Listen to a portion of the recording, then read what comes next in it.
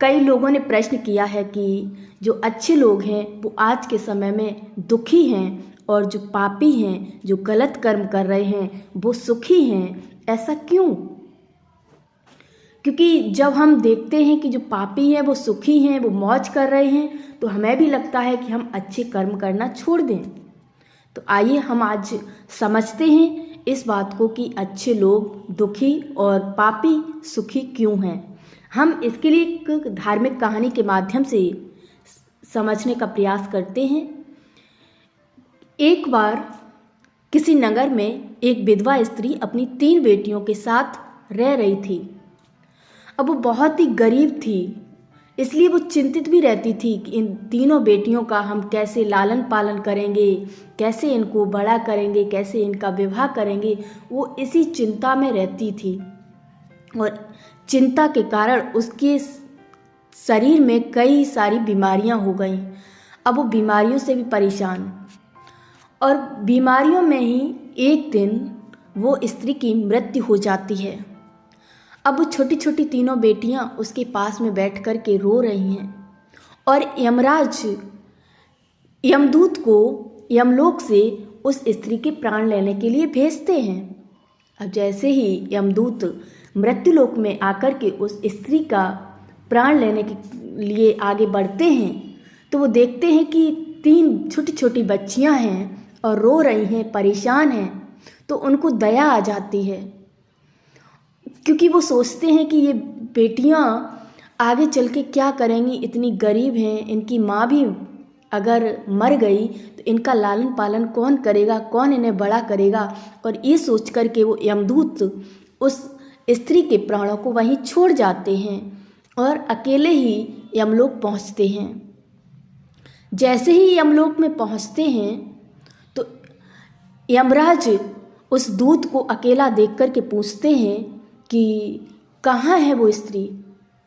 तो वो यमदूत कहता है कि महाराज मुझे क्षमा करिए, मैं उस स्त्री के प्राणों को नहीं ला सका, क्योंकि उसकी जो 3 छोटी छोटी बच्चियां थीं उन्हें देख कर के मुझे बहुत दया आ गई। और महाराज अगर आप भी मेरी जगह पर वहाँ होते तो आप भी उस स्त्री के प्राण छोड़ आते हैं, क्योंकि वो स्त्री की जो बेटियां हैं उनका लालन पालन कैसे होगा, उनका कोई नहीं है उस माँ के सिवा। तो जब यमराज उस यमदूत की इस बात को सुनते हैं तो वो क्रोधित हो जाते हैं और उसको कहते हैं कि अब तुमको दंड तो मिलेगा ही, तुम्हें दंडित तो होना ही है, क्योंकि तुमने मेरी आज्ञा का उल्लंघन किया है, तुम उसके प्राणों को नहीं लाए, इसलिए अब तुम्हें दंडित होना ही पड़ेगा। तो कहता है महाराज आप जो भी हमें दंड देंगे हमें स्वीकार है। तो यमराज कहते हैं कि अब तुम्हें मृत्युलोक में जाकर के वहीं जन्म लेना है और वहीं रहना है। तो वो कहता है महाराज मृत्युलोक से हम बाहर कब आएंगे, हमारा उद्धार कैसे होगा वहाँ से, इसका भी कोई उपाय बता दीजिए। तो यमराज कहते हैं कि तुम जब अपनी ही मूर्खता पर 3 बार हंस लोगे तो तुम्हारा उद्धार हो जाएगा और तुम वापस आ जाओगे मेरे पास। तो यमदूत कहता है ठीक है महाराज, और वो आकर के मृत्युलोक में एक सुनसान जगह पर गिर पड़ता है। और मृत्युलोक का एक नियम है, यहाँ पर जब कोई जन्म लेता है तो निर्वस्त्र आता है, उसके पास कोई वस्त्र नहीं होते हैं। तो ऐसे ही वो यमदूत भी जब मृत्युलोक में आया तो वो निर्वस्त्र था और पड़ा हुआ है सड़क के किनारे। अब उसी सड़क के किनारे से एक मोची गुजरता है और वो मोची अपने बच्चों के लिए कपड़े खरीदने के लिए जा रहा था। उसको कुछ जो भी उसने कमाया था, थोड़ी सी धन दौलत मेहनत करके उन्हीं से बच्चों के लिए वस्त्र लेने जा रहा था। लेकिन जब उस मोची ने उस सड़क के किनारे उस दूत को पड़ा देखा तो उसको तरस आ गया और उस मोची ने अपने बच्चों को कपड़े लेने की बजाय उस मोची को कपड़े दिलवा दिए। अब वो मोची अपने घर पहुंचता है। जैसे ही वो घर पहुंचता है तो पत्नी के समक्ष जैसे ही पहुंचता है तो पत्नी कहती है कि बस कपड़े कहाँ हैं बच्चों के, जो सामान खरीदने गए थे वो कहाँ है। तो उसके पास तो होता ही नहीं है। तो पत्नी को बहुत गुस्सा आता है। पत्नी कहती है एक तो कुछ लाए नहीं और दूसरा एक व्यक्ति को और साथ में ले आए। तो इस तरीके से वो बहुत गलत शब्दों का प्रयोग करने लगी उस मोची के साथ और उसके साथ लड़ाई झगड़ा होने लगा। अब जब वो झगड़ रहे थे तो वो यमदूत बहुत ज़ोर ज़ोर से हंसने लगा। अब उसके बाद वो यमदूत वहाँ रहने लगता है और वहीं पर काम करने लगता है और वो जूते गांठने का काम करने लगता है। अब यमदूत के जूते इतने सुंदर बने कि हर कोई नगर का जो भी रहवासी था वहाँ का सब उस जूते को खरीदने के लिए आने लगा। अब वो मोची बहुत ही मालामाल होने लगा, उसके पास बहुत धन संपत्ति आने लगी क्योंकि उसकी बिक्री बहुत होने लगी, उसकी बहुत बड़ी शॉप हो गई और वो बहुत धनवान होने लगा। धीरे धीरे उसके घर में बरकत ही बरकत होने लगी।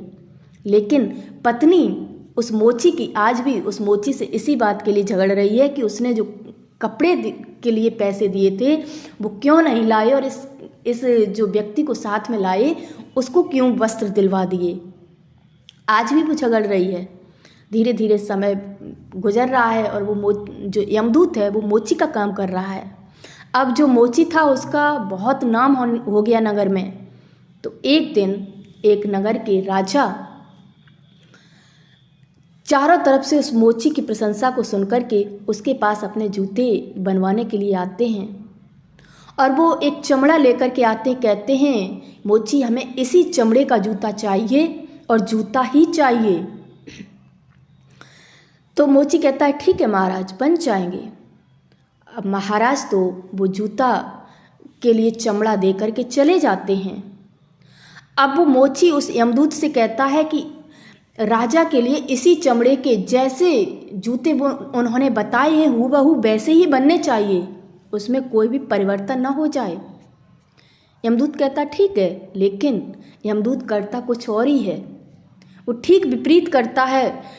मोची ने कहा था चप्पल न बना देना, नहीं तो महाराज हमें दंडित करेंगे, जूता ही बनने चाहिए। लेकिन वो मोची जो होता है वो चप्पल ही बनाता है।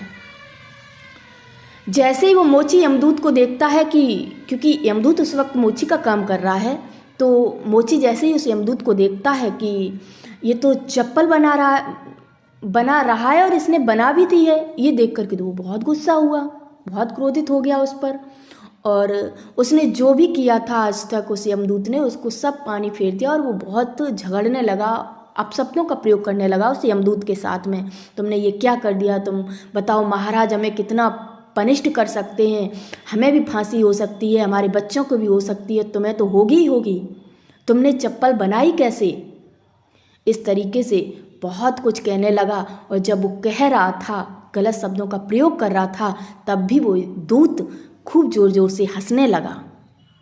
अब उसको और गुस्सा आया राजा को। राजा ने कहा अब ये क्यों हंस रहा है, अब तो कोई बात भी नहीं हंसने की, तब भी हंसे जा रहा है। लेकिन तभी तक देखता है कि राजा का एक मंत्री आता है और कहता है कि राजा को जूते नहीं चप्पल चाहिए, क्योंकि राजा का कल ही देहांत हो गया है और देहांत के बाद यहाँ का एक रिवाज है कि राजा को मृत्यु उपरांत चप्पल ही पहनाई जाए। तो अब उसको चप्पल चाहिए, जूता नहीं। तो जैसे ही ये बात मोची सुनता है तो बड़ा खुश हो जाता है, तुरंत ही इतना खुश हो जाता है और उसकी प्रशंसा करने लगता है उस दूत की। कहता है चलो तुमने अच्छा किया, हम बच गए और चप्पल की ही ज़रूरत थी, हम तो तुम पर बेकार में ही गुस्सा हुए, तो मुझे माफ़ कर दो। इस तरीके से वो माफ़ी मांगने लगा। अब तब तक देखता है कि एक बुढ़िया उस दुकान पर आती है और उसके साथ में 3 बेटियां होती हैं जो बहुत ही सजी धजी होती हैं, बहुत सुंदर दिख रही होती हैं, बहुत ही अमीर दिख रही होती हैं। जैसे ही वो दूत उन तीनों बेटियों को देखता है तो वो पहचान लेता है उन्हें, वो समझ जाता है कि ये वही बेटियां हैं। तो वो उस जो साथ में वो महिला है उस महिला से पूछता है कि ये 3 बेटियां और ये क्या है, ये आप कौन हैं और ये बेटियां आपके साथ कैसे हैं। तो वो महिला कहती है कि इनकी जो माँ थी तीनों बेटियों की, बचपन में ही इस दुनिया को छोड़कर चली गई।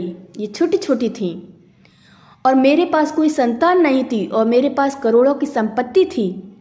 तो मैंने इन तीनों बेटियों को गोद ले लिया और ये करोड़ों की मालकिन है आज, और इनकी आज बहुत बड़े घर में शादी होने जा रही है, जिसके लिए मैंने इनकी चप्पल लेने के लिए आपकी दुकान को चुना है। जैसे ही वो दूत ये बात सुनता है तो वो बहुत ज़ोर ज़ोर से हंसने लगता है। अब वो 2 बार पहले हंस चुका था, तीसरी बार फिर हंसा। तो जैसे ही वो हंसता है तो वो जो मोची खड़ा होता है वो पूछता है, भाई अब क्यों हंस रहे हो, ये हंसने का राज तो बता दो। तो वो दूत कहता है मोची से कि मैं क्यों हंस रहा हूँ, आज मैं आपको बता ही देता हूँ कि मैं यमलोक से आया हूँ और यमराज ने मुझे श्रापित किया है कि मुझे अपनी ही मूर्खता पर 3 बार हंसना होगा, और आज मैंने तीसरी बार भी हंस लिया। पहली बार मैं तब हंसा था जब तुमने मुझे वस्त्र दिलाए थे और तुम्हारी पत्नी इस बात के लिए आज तक तुमसे झगड़ती आई, और उस दिन भी झगड़ रही थी। उसने ये नहीं देखा कि इस व्यक्ति के आने से मेरे घर में कितनी संपन्नता हुई, कितनी संपत्ति आई, कितना उन्नति हुई। आज तक उसने नहीं ये सोचा, लेकिन वो वस्त्र आपने क्यों दिलाए इसके लिए आपसे झगड़ रही थी, उस दिन भी और उसके बाद भी झगड़ती रही। दूसरी बार मैं तब हंसा जब उस राजा ने आपको जूता बनाने को कहा और आपका जूता पर ही ध्यान केंद्रित था कि राजा जूता कह गया है बनाने को, लेकिन शाम को ही संध्या के समय ही पूरे राज्य में ढिंढोरा पिट चुका था कि राजा की मृत्यु हो गई, लेकिन आपने उस पर ध्यान नहीं दिया और मैंने ध्यान दिया। आपका ध्यान जूतों पर था और मेरा चारों तरफ था, और इसीलिए मैंने जूता की जगह चप्पल बनाई, लेकिन आपने उस बात को भी नहीं समझा और मुझे ही गाली देने लगे। तो मुझे अपनी ही मूर्खता पर हंसी आ गई। और तीसरी बार आज मैं इसलिए हंस रहा हूँ क्योंकि यही जो 3 बेटियां हैं, इनकी वजह से मुझे इस मृत्यु लोक में भेजा गया है। और क्योंकि जो इनकी माँ थी तीनों बेटियों की, इनके प्राणों को लेने के लिए मुझे ही भेजा गया था, और उस वक्त मैं इन बेटियों पर दया करके यहाँ से चला गया था। उस माँ के प्राण लेके नहीं गया था, लेकिन हमें नहीं मालूम था कि नियति का नियम क्या है। मैं भूल गया था उस वक्त, क्योंकि अगर उस वक्त इन बेटियों की माँ नहीं मरती तो आज भी ये उसी दरिद्रता में जीवन व्यतीत करती। इसलिए जो भी हो रहा था अच्छा ही हो रहा था, बस मैं ये भूल गया था। अगर उस दिन इनकी माँ नहीं मरती तो आज ये इतने बड़े घर की करोड़ों की संपत्ति की मालिक भी नहीं बनती, क्योंकि आज ये माँ इन बेटियों को गोद ही नहीं लेती। और अगर ये इतनी बड़ी मालिक, इतनी बड़ी अमीर नहीं बनती तो आज इतने बड़े घर की बहू कैसे बन पाती। तो आज मैं इसलिए हंस रहा हूँ अपनी ही मूर्खता पर कि मैंने संदेह किया था कुदरत के नियम पर, लेकिन जो भी होता है अच्छा ही होता है।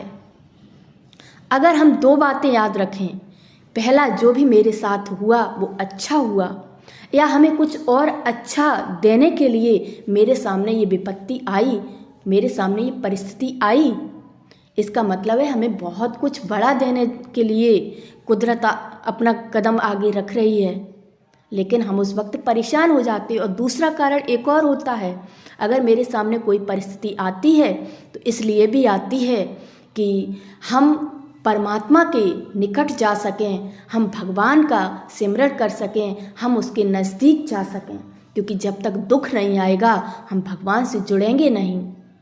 तो इसीलिए जो अच्छे लोग हैं वो दुखी होते हैं, क्योंकि अगर दुख नहीं आएगा तो वो परमात्मा की प्राप्ति कैसे कर सकेंगे, भगवान के आगे कैसे जा सकेंगे, वो सद्मार्ग पर भी नहीं चल सकते हैं। और इसीलिए हमारे साथ जो भी होता है अच्छा होता है। अगर हम इस बात को ध्यान रखें तो हम कभी भी परेशान नहीं होंगे। ओम शांति।